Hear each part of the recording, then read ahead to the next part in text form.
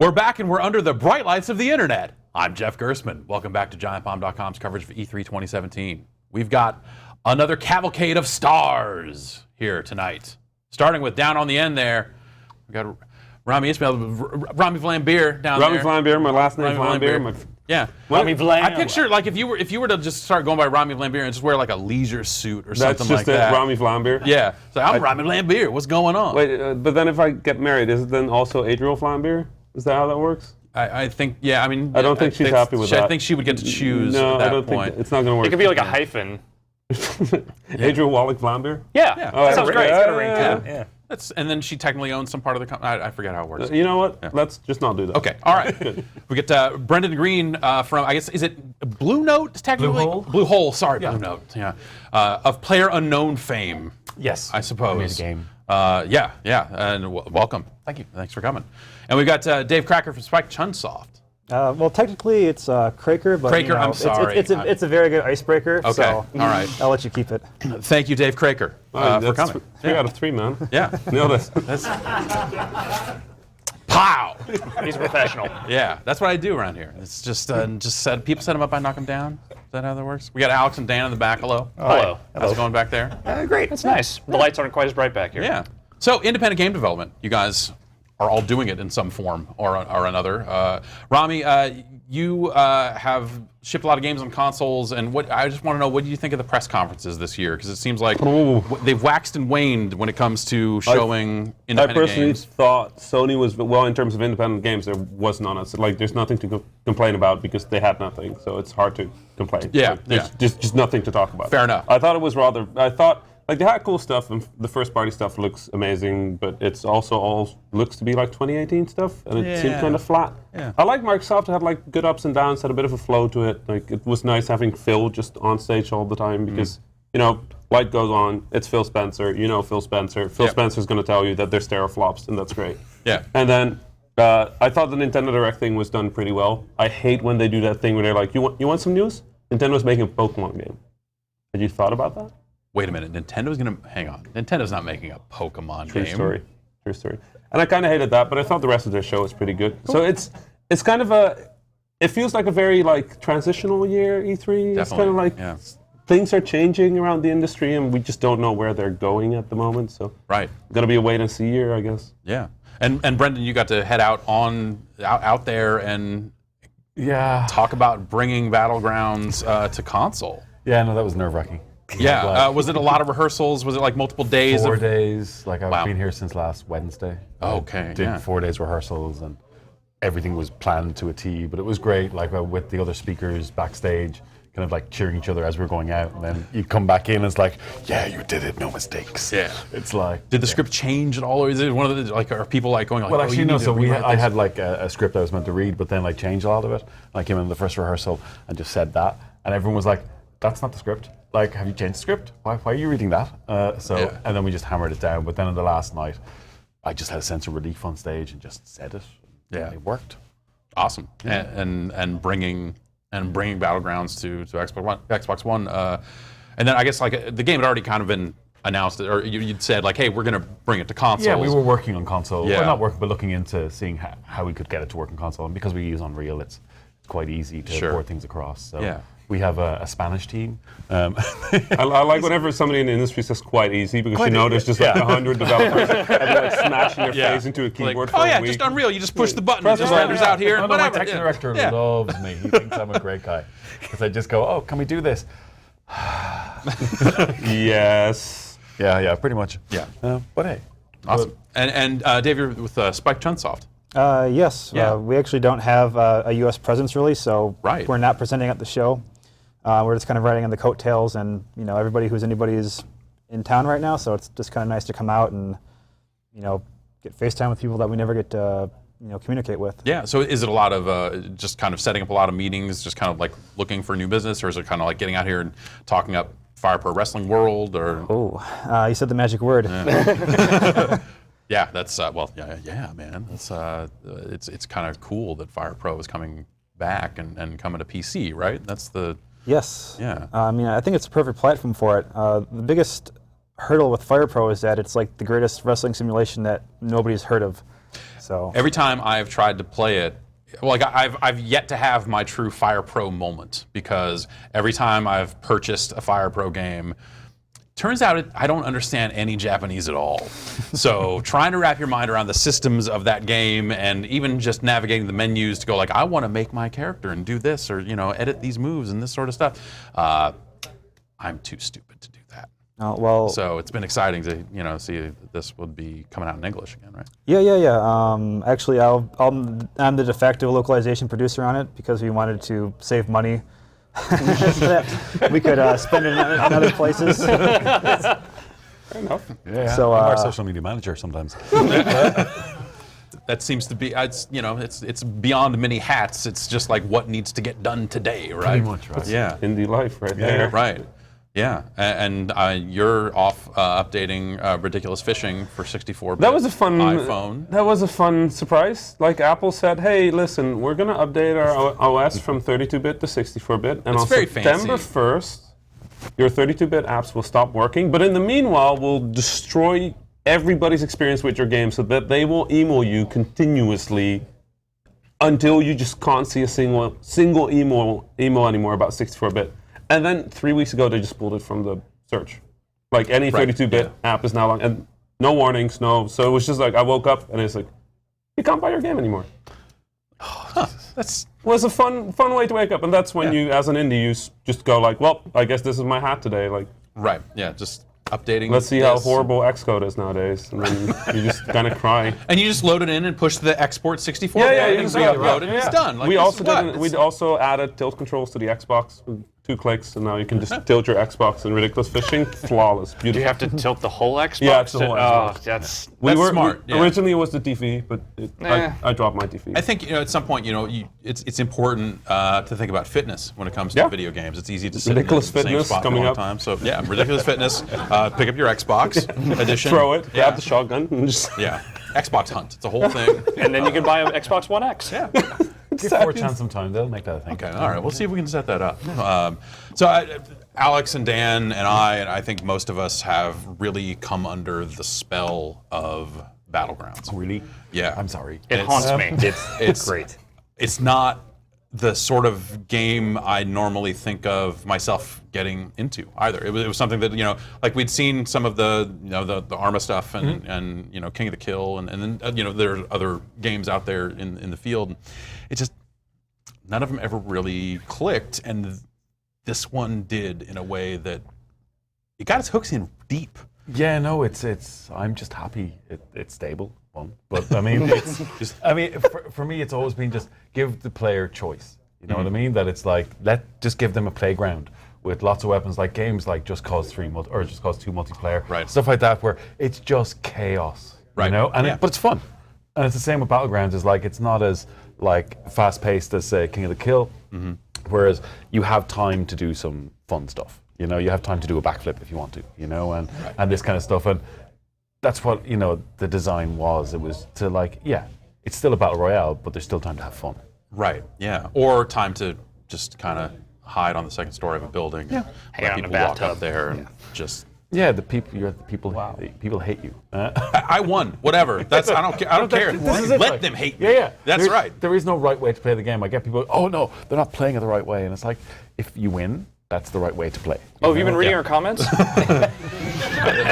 They say a lot about the right way to play in the comments on our videos. For sure. There's no right way to play, but that was the wrong way to play. Yeah. I can actually, I'll vouch for that. We were definitely playing the wrong way. There was one where I had my gun trained on a person, and then for whatever reason just didn't shoot.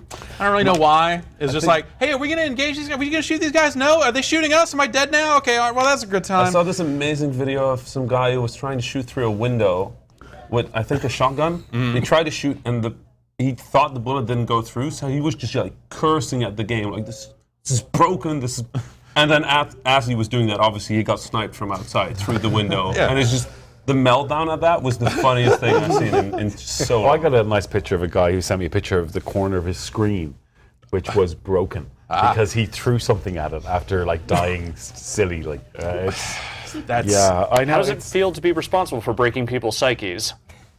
pretty great. No, Yeah. it's. I don't know what we've done, but we've done something right. And Yeah, it's been tremendous to see it really just taking off like this. And Circle. Yeah, Circle. the circle. Oh yeah, no, it's really good.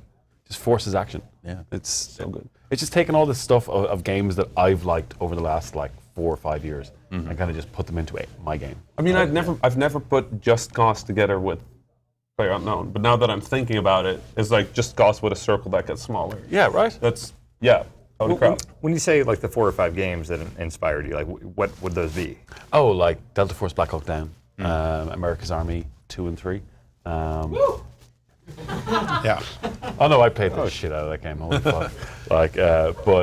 And yeah, DayZ, just the DayZ mod and the whole modding scene. That was kind of it. Like they were kind of what really made me want to make a game like this. Just from like permadeath, that's this kind of stuff. And modding, modding. Yeah. So Fire Pro Wrestling World. What's is it really just kind of going back to the roots of Fire Pro and kind of just is the thing here? Hey, we're putting it on the PC. Is there a lot more to it? 'Cause it sounded like that there would be maybe some kind of deeper mod support there. Right. Well, it's kind of tenacious to call it an early access game because even though we're launching an early access, it'll burst into the world essentially fully formed. Okay. Because the base system is going to be the previous iteration for the PS2 Fire Pro Wrestling Returns. Okay. We're basically taking the same system and the whole code has been rewritten from scratch and we're moving it over onto PCs. And the question then is like, where do we go from there? And that's kind of what we want to do in early access is get a lot of fan feedback because I know people have been brewing crazy ideas over the last 10 years since the previous installment, like we want this, that, and the other thing, like we want these kinds of moves, we want these kinds of modes.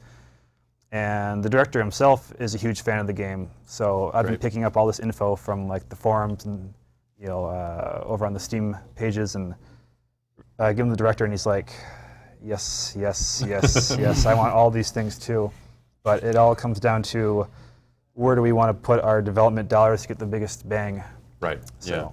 Yeah. And so I guess it sounds like that kind of PS2 stuff as it moves over, like it is in a state where it would be reasonable to iterate on it in meaningful ways then. Oh yeah, definitely. We have a very strong base to build on, and I mean I think just it being online. Yeah.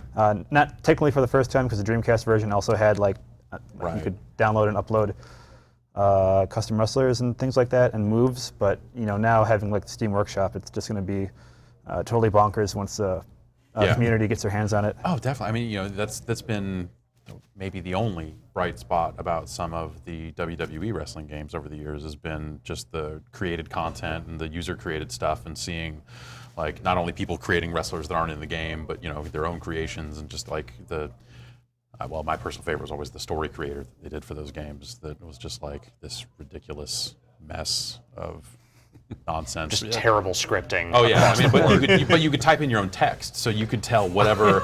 So I was just writing stories that had no wrestling in them, and it was just everyone hanging out backstage at the sports arena, just talking. Like referees having coffee together. Right. Did you ever have to fight actually, or was it just conversation? No, just conversations, and then someone gets hit by a limo.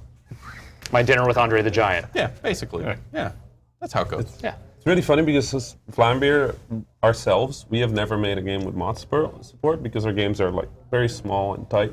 But with Nuclear Throne, something strange happened in that a fan took the game, basically like reverse engineered the code, and then rewrote the game with mod support, and then emailed us and said, "Hey, is it okay if I release this as a patcher for the original game?"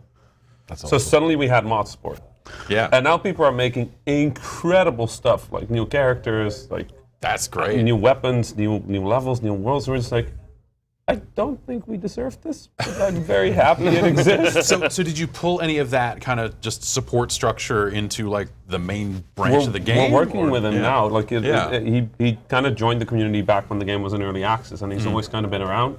But yeah, no, there's something like as a game developer, knowing how our code looks, you kind of go like, oh God. But then knowing what code looks like after it's been compiled and then reverse engineered, you go double oh God. And then knowing that somebody made sense out of that and then added functionality to the game, including online multiplayer, which we don't support like ourselves. And like mod support, we were just like, what is this person, like how? Yeah. So we emailed them and kind of like hired him to work on the game. Yeah, it's like, hey, how about we just send you the source code and see yeah, what you can really do? We can do this easier. We could skip Yeah. the first 6 months of this process. Wow, yeah. Yeah, mod sport is like, it's a really fun thing to just watch. Oh yeah. Yeah. Which, yeah, I mean, for Luftrausers, it's kind of like, what do you want to like change the colors or something? But I modified Luftrausers to make it easier because you could change a lot of the damage values and stuff like that pretty easily in there. So That's true. I was just like, I just want to see, I want to unlock all this stuff. I genuinely believe Luftrausers might not actually be like a video game. It's like a feeling game. Like you play it and then you're like, okay, I feel better about myself. And then you just kind of Does that make it an emotional game? Yeah, it's like basically Gone Home, but with airplanes. Yeah. Yeah, no, that's how I exactly, describe exactly. Yeah, I would think of it as Gone Home as more of like a Luftrausers clone. Yeah. in a Yeah, sense. But yeah, I guess you could approach it. Yeah, from Steve it. Gaynor went home, so it's safe to say that. Exactly, he left town, so whatever, man. That dude. Yeah, God. So I mean, how different? I mean, I imagine it's been dramatically different coming at Battlegrounds as opposed to modding an existing game. Does it feel very like extremely liberating to just go like, okay, whatever we can come up with that we can afford, or is it more like? No, it was really tough the first few months because when I was making mods, for the first part, I pretty much did everything myself, from like the artwork to writing code, very, very, very bad code. You think your code's bad? Fuck. Oh no, we beat you. Don't you worry. No, there's lines in like our GitHub where there's like we have a new coder looking after the Arma 3 mod, and it's like, feel free to rewrite. This is original Battlegrounds code, very messy, and just my code was bad. But coming from that and then going into a position of like creative director, really. Okay. I literally have messages, comments in our code that is like, don't forget to take out the trash. That we just never removed because it was there. That's just cute. Yeah. It wasn't. But yeah, no, so what was I talking about? Coding and kind of being a creative director. Yeah, so like coming as a creative director, then being like the visionary in the company, and not having to implement stuff, and me micromanaging teams internally, trying to go, well, I should do this and I should do that, and that was tough to kind of stand back and go, and now I trust them, and now it's just let them do their things, and they're great. I mean, and you've got like a pretty decent cadence for updates. It's going through early access. Like our boss's agile system. So he adapted agile to his own making, and it's really good, like weekly and monthly updates, and it works well. Yeah, and with the popularity of the game, I imagine each one of those updates. Does it kind of become a nail biter where on one hand you're like, oh, we're fixing this thing we know we need to fix, but also we're introducing this thing, and now the car's kind of in motion and you're starting to change things? Oh yeah, no, we had that with when we did a looting update, and when you looted from the inventory you wouldn't play an animation, and we put it in, and there was a bug in it that would play the full animation every time you and people hated that, and we got uproar and we had to change back. But now we're being very careful about what we change because the core game kind of works, We just want to polish it off a little bit. But but we have the test server that we roll out stuff to and hope nothing breaks in 24 hours. But we have a great QA team. Like we have 6 people on our QA team that do nothing but like play the game constantly and just look for things. So by the time we release it to the public, then it's relatively stable. Do you have like a batch of things that you look at and think, oh, we should definitely fix this, but actually the game is better because it's kind of like I ran myself over with my own car. That seems like something that would be very hard to do, but I managed a way to do it. And it was like, okay, well, I got out of the car and kind of skipped the animate, like something, the models moved in a certain way, and then I ran myself down, and I was like, that's the best, that's one of the best things that's happened to me in my entire time with the game. There's lots of stuff we don't want to, like, the ragdoll sometimes is a little crazy. Yeah. But I like that, but, it's mainly, like, our focus is optimizing performance and getting the servers up to spec, at the moment. Right. Yeah, we'll add new stuff, but, Sure, that's what the focus is, really, It's kind of feature complete, and now it's just polishing off stuff. Cool. Physics, oh my God, physics. We're going to see tress effects for hair, we're going to go, and let's just keep implementing all this stuff. So when you throw in the weekly updates, do you also have that thing where you look at features that are going to take more than 2 or 3 update cycles, and you're just like, how are we going to?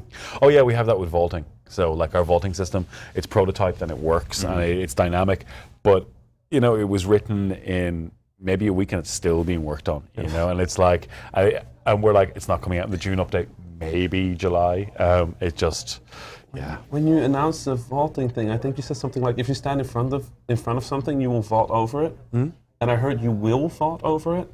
You I thought it was like you have to. If you're in front of something that you can vault over, you will automatically vote over it. And I was just like, that's an amazing video game. I want to play. Please set that as a Switch where you just right? Yeah, if you're in front of it, Ocarina of Time, Link would just jump if you walk to the edge of something. It's just that, It's works well for them. It's the Ocarina of Time of murder games. Yeah. Yeah, no. Am I wrong? No, but I mean, why not make it easier to kill people? Sure. Yeah, that's half the fun.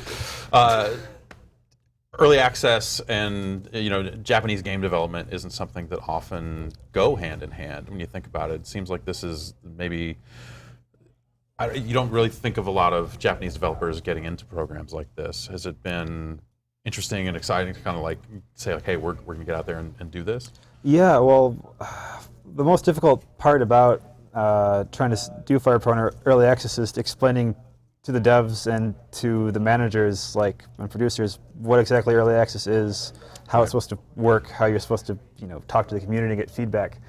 One thing I've noticed a lot about in the West, especially recently, there's a very close distance between the development community and the actual players of the game. Everyone's on Twitter and you're talking back and forth. But in Japan, there's kind of like this. Right. There's a few creators that are really getting in there, but for the most part, there's kind of like this professional distance.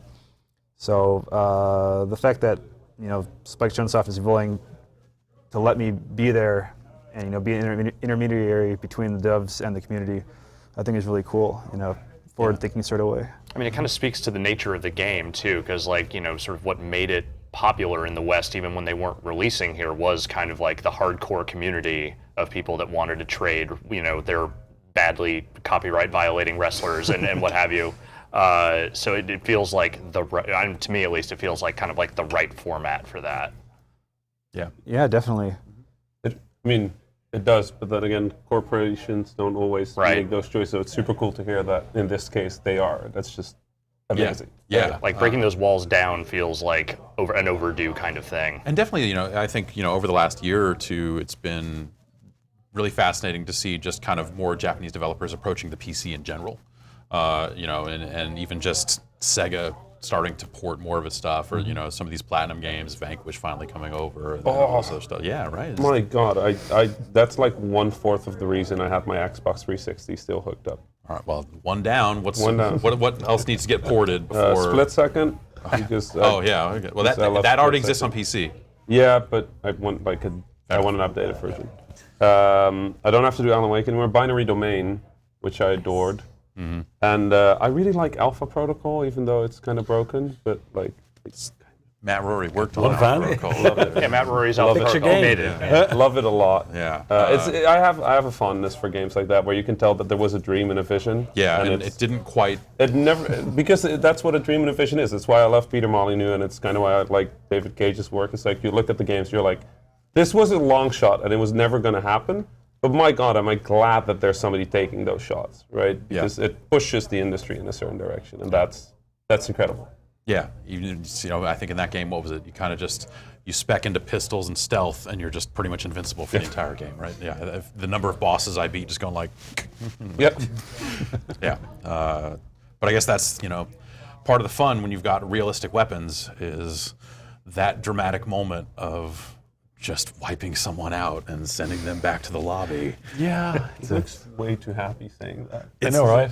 It's like, that's honestly, yeah, I know. It's kind of crazy. I keep going back to the one game I won because we've been streaming it and I've been playing like shit every time. But yeah, I won, I got 12 kills. And I've never done that well ever again. I may never do that well again. But that one win has been enough to keep me going in pursuit of that type of performance again. Yeah. No, it's certainly an addictive pursuit. Yeah. It's a good feeling when you win. And it's been such a heavy game for streaming, obviously, and you've been doing some things here with streamers and kind of custom servers and stuff like that. What's it been like, kind of supporting that community? It's been great. We have Poopy Queen, our community manager, best name on the internet. It's up there, right? And she's just been a legend with the community, and she set up the partner program, and it's proving really well. It's not just Twitch streamers; it's just people who love Battle Royale and support the game basically in whatever form. Yeah. And we try to give something back in the form of custom servers, which is our sort of start into modding. You know, they can kind of change stuff, and we'll eventually add it that you can take out the Battle Royale game mode completely and have a custom server that you can do whatever you want on. And this but we're getting there. And it sounds like zombies are coming to the game. This is something that was tested in custom servers, This right? was like we saw the game, like there was Korean streamers that did this zombie mode of 4 of them with weapons and everyone else was just using melee. And just ended up being crazy fun. So when we were in the Czech Republic, our executive producer told our animator, let's get some zombie animations so we can put them in, right? And we both agreed it was like fast zombies like World War Z, 28 Days Later, that kind of, like you see the zombies, you run the fuck away. You know, it's not like I can take these on. And so the video you saw was made by myself and the lead animator in about 3 days. You know, we have no plan for it yet. We're not investing a huge amount of time into it because, you know, we want to optimize. You've got higher priority stuff, performance, servers. My God, the servers. But, you know, it's something we want to do. We want to do, you know, 90 players playing as zombies versus 10 players playing with weapons, and that's. Do you design, like, obviously with how much streaming there is, the you know, normally when you make a game, you're very aware of the loop between like a player and a game. There's like input from the player and then output from the game, but you're designing like 2 circles, right? Because the game is also outputting to the audience. And the audience is inputting to the player. Like, have you had like a lot of strange challenges figuring out how to? Again, like we haven't really like it. We know it's a massive spectator sport. Like we know, like on Twitch, like people watch it all the time, but we don't design it for that. You know, it's like for us, it's.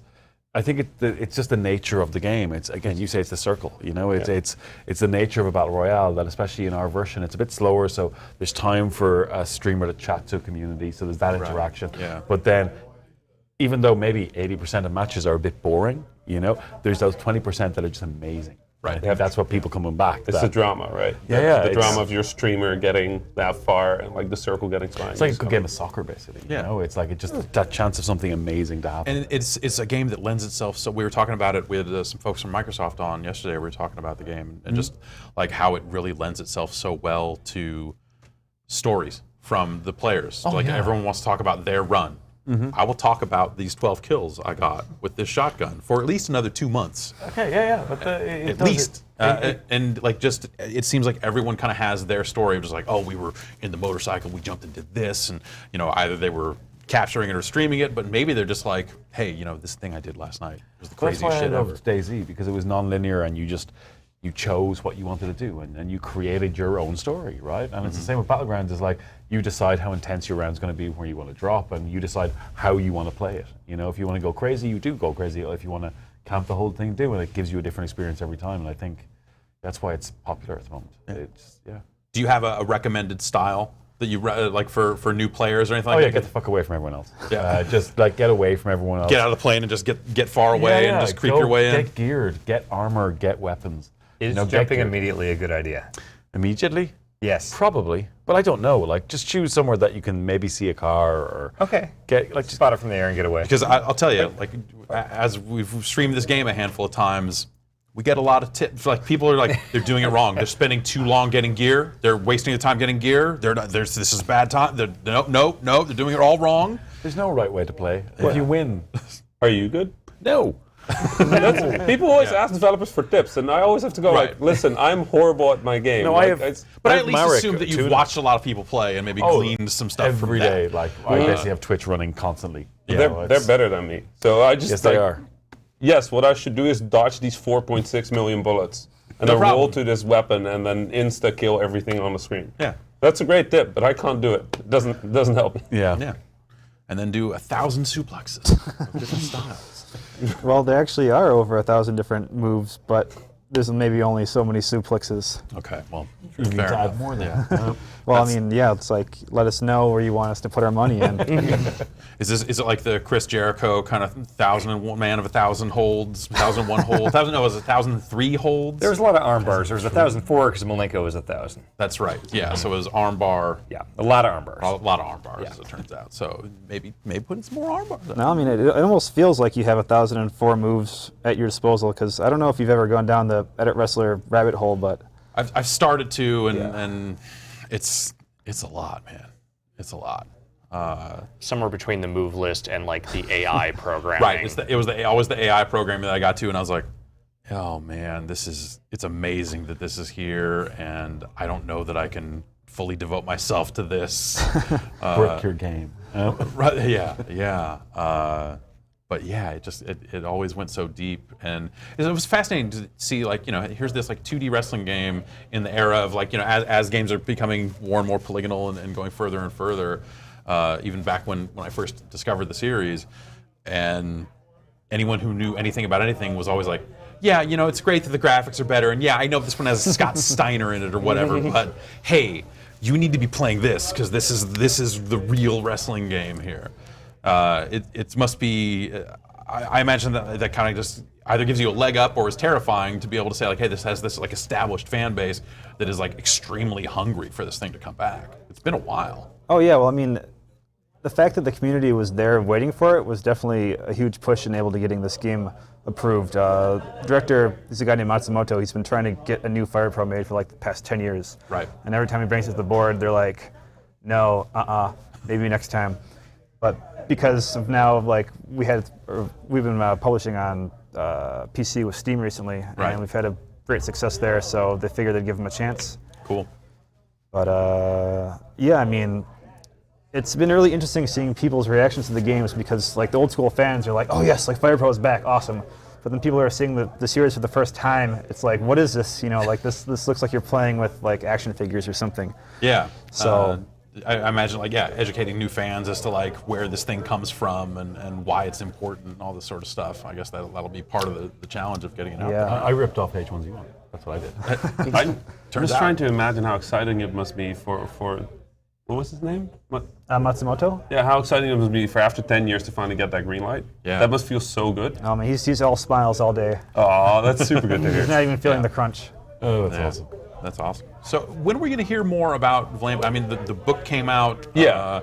All this other stuff. I know. Side projects are happening. And Yeah. other stuff. So Vlambeer is a bit in maintenance mode. We've been focusing on getting our old stuff. 64-bit stuff. Yeah. It's basically that. Vlambeer was a roller coaster for me at JW, and in many ways we were just never quite ready for how big it got. So we've been we never grew. We never we're just the two guys who started the thing. So we've been looking at the stuff we've made and just kind of fixing some stuff, and that's mostly my job. Like JW is sort of the creative part of the company. I just kind of do the implementation and everything around it.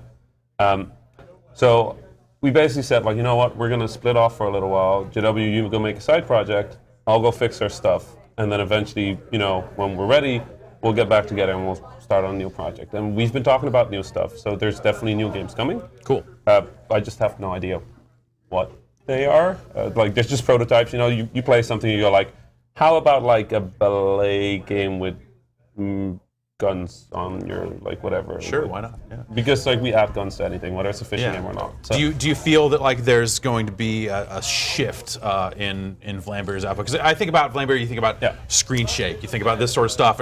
Is the screen shake era over, or are we entering the double screen shake era? Well, we've since Nuclear Throne, we implement a slider where you can set the screen shake to 0 or 200%. We want people to have the choice in the realist screen shake, just to talk in Microsoft terms. It's like the truest screen shake. You witnessed the most powerful screen shake. We want Nuclear Throne in 320 by 240 on your screen, on a 4K screen, and if the screen shakes, it just shakes all over the 4K screen. HD screen shake. 4K screen shake. But no, so JW on the side has been working on a game called Minute, which is with Devolver Digital, and it just looks adorable. It's with his partner and two others, and it's incredible to see him working on that side thing while I'm dealing with Apple. Yeah. So we'll have new stuff coming up, and I'm actually quite excited to get back to it. And I think for our new games, they're going to be a bit smaller. Nuclear Throne was 3.5 years. I don't know how long you work on a project, but 3.5 years for me is too much. It's a lot of time. I need something to I need something to be very excited about. So our next game is going to be very exciting for me. All right. I hope. Great. Yeah. Otherwise, I'll just cry. Yeah. What was I guess at some point the player unknown name got out there in a way that now you're like Sid Meier or American McGee. No, I'm not. Player No. unknown. No, you are now. There's no getting around there. it. There's no turning back from this. Yeah. It was putting my name on the game, it was either going to be great or it was going to be shit. It turned out to be great. So, yay. And so obviously, servers and that type of maintenance is kind of in the near term. And then you've stuff got like 3D replays we've got coming, which like you'll be able to play the match back in the engine and use cinematic cameras and depth of field and all kinds of stuff. Is that something where it's like it'll be a match that you were in, or are you thinking like, oh, we're going to build like the matches. Dota replay type thing of it'll like go watch any game that's ever happened? And we were going to be storing the data for all the games, so why not? Yeah. That you can just go back and watch anyone's game. Right. So I'm excited about that. Because it gives content creators really interesting ways to do stuff, especially if you have slow motion and stuff like that. Right. Yeah. Yeah. If you've got all that data, I gotta know what weapon has killed the most. We're still crunching that. Okay. Actually, I asked our data science guys for this, but there's so much data. They were I like, bet. "Yeah, I can't answer you this week. Maybe next week." It's like we're going to let this query run for the next couple of weeks and see how it goes. And But yeah, it's insane amounts of data. Do you know how many hours have been played? Many. That's a good number. Many. An unknown number. Many. Yeah, player unknown number. Yeah. And so what's the plan for console? Is it kind of get out of early access on PC this year and then implement on Xbox? Or? Well, no, we hope to come out on Xbox later part of this year as well. Okay. I mean, we want to try to launch early access or get about early access and come out in console around about the same time. Okay. That's the plan internally, and it's good because like our console team is a team called Inticto from Spain. They did Mutable, which is like the character customization system. It was in APB Reloaded, I think, as well, and a few others. But they're doing the console version. So like our main team that's working on the PC version don't have to, because like I get lots of lovely feedback via the internet. They're wonderful people. Thank you. But no, they're terrible. Jesus. I was just about to say, I don't know how you managed to say that without breaking so much. Oh no, I mean I enjoy my trolls with coffee in the morning. It's just Still after you. Yeah, but I mean, So with that in mind, I guess so early access, and then do you foresee the game being done, or what changes when the game comes out of early access? What actually changes? Because I assume it'll be stable platform, stable with modding support will come after. We'll have 2 new maps. We're hoping maybe when we come out of early access, the new maps will be ready, but new maps take a lot of time, especially they're big maps. And they're the new ones are both 8x8 as well, so like they're going to take time. But that's we have planned going forward for we want this to run for 5 years. That it's not just a year or 2 years. Yeah. We intend on building a really good platform here, and that's going to take some time. But. And then Fire Pro Wrestling World is not yet launched on early access, right? Correct. And is there a launch date for it yet, or is it still kind of coming together? I wish I could tell you guys, but the PR team back home would crucify me. So, but I mean that tells me you do have a date in mind, right? Okay. So, but we're having another fan event next Wednesday in Japan, where we'll be releasing or announcing the release date. Fantastic. So probably U.S. time sometime on. It'd be Tuesday then? All right. Yeah, because we're in the future. Oh, right, yes. Yeah, I future. Soul, I know that as well. We have the future time. Yeah, it's great. It's always fun to fly back here from there because you get to eat breakfast twice. So great. Yeah. I had that once when the first time I had to fly that, I had a meeting at the 11th at 8 a.m. and I flew out at 11 a.m. and I was like, I have no idea how this works, but I'm very excited that I can make this meeting. Yeah, we'll see how it goes. It's incredible. You gain a day on the way here, right, and then on the way back you just lose a day. Yeah, leave on Monday, arrive on Wednesday. I lose days all the time. It's fine. Yeah, right. Yeah. Well, thank you all for coming through. It's a pleasure to talk to you about this stuff. It's all really exciting. I get Fire Pro and of course Battlegrounds, and I just. More Vlambeer. Next Vlambeer game. Vlambeer next. I will make sure that whatever it is, you will be able to get 12 kills in it. Great, okay. Just once, though. Yeah, just once. And then I can talk about it for months to come. Ban him. And then the game deletes itself from your hard drive. The one moment of glory I had. You can never take that away from me. All right, thanks. We'll be back. We got one more segment to go, so hang in there. We'll be back shortly.